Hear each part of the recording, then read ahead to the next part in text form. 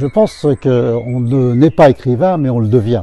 Donc j'avais l'habitude de raconter à mes enfants, mes petits-enfants, des histoires extraordinaires que j'inventais.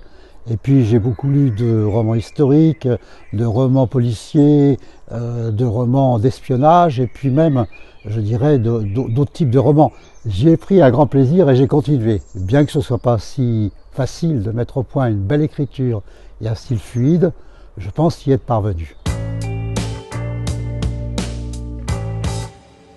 Alors, ce sont des romans qui font d'abord un triptyque qui fait appel à l'intelligence artificielle, à l'écologie politique, au transhumanisme, à la conquête spatiale. Et puis j'ai écrit aussi un thriller qui se passe à la fois sur les Régis Renault et l'île Seguin, et sur la révolution algérienne dans les années entre 1989 et 1993.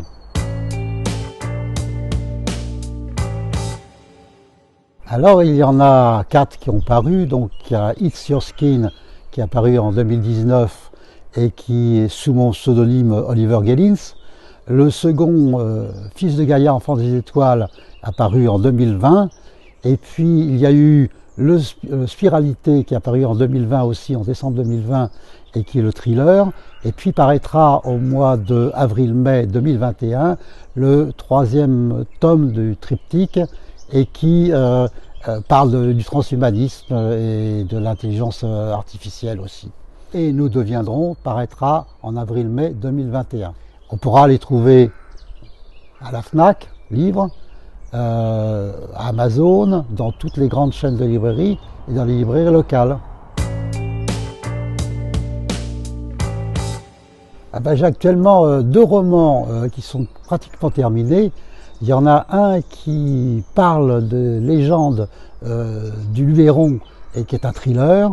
L'autre est une rétrospective du XXe siècle et qui fait appel à un animal, un homme, un objet, un événement, et qui ce sont 25 nouvelles différentes, et ces nouvelles décrivent le XXe siècle.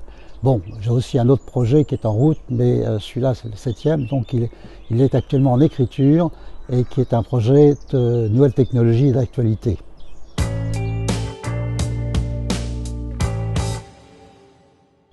Oui, ma famille, bien sûr, la sculpture et les mobiles, la musique et le golf. Et donc, vous pouvez trouver toutes mes réalisations sur mon site www.gillesrevillon.com.